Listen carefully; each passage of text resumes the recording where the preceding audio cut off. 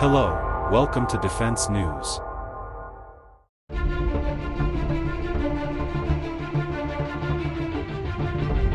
Ukraine war update. Russia says Ukraine plans to detonate a dirty bomb. Russia has accused Ukraine of planning to detonate a radioactive dirty bomb and blame it on Moscow. Without providing evidence, Shoigu said Ukraine could escalate the conflict with a dirty bomb, a device that uses explosives to scatter radioactive waste. The purpose of the provocation is to accuse Russia of using weapons of mass destruction in the Ukrainian. The calculation of the organizers of the provocation is that if it is successfully implemented, most countries will react extremely harshly to the nuclear incident in Ukraine, the Post said. As a result, Moscow will lose the support of many of its key partners. Russia provided no evidence to substantiate its allegation. Foreign Minister Dmytro Kuleba said Russian lies about a dirty bomb are as absurd as they are dangerous.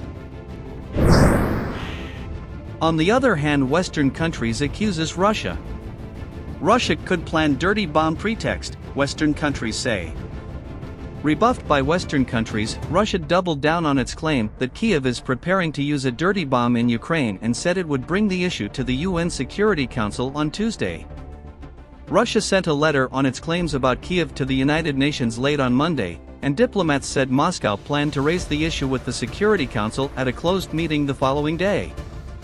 We will regard the use of the dirty bomb by the Kyiv regime as an act of nuclear terrorism, Russia's UN ambassador Vasily Nebenzia wrote UN Secretary-General Antonio Guterres and the Security Council in the letter, seen by Reuters. The UN nuclear watchdog is preparing to send inspectors in the coming days to 2 Ukrainian sites at Kyiv's request, it said on Monday, in an apparent reaction to Russian claims that Ukraine could deploy a so-called dirty bomb, which Ukraine denies. The IAEA is preparing to visit the locations in the coming days. The purpose of the safeguards visits is to detect any possible undeclared nuclear activities and material. Russian state TV presenter says Ukrainian kids should have been drowned. In a show broadcast last week, RT presenter Anton Krasovsky said children who criticized Russia should have been thrown straight into a river with a strong current.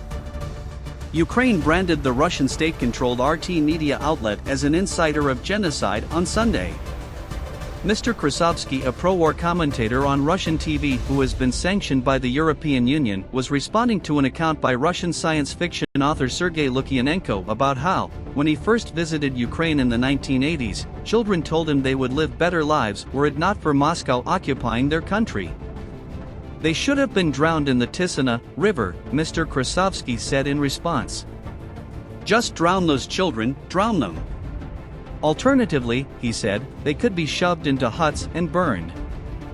Governments which have still not banned RT must watch this excerpt, Ukraine's Foreign Minister Dmytro Kuleba said in a tweet that linked to a clip of the interview. Russia's blackout blitz on Ukrainian energy sites escalates ahead of winter.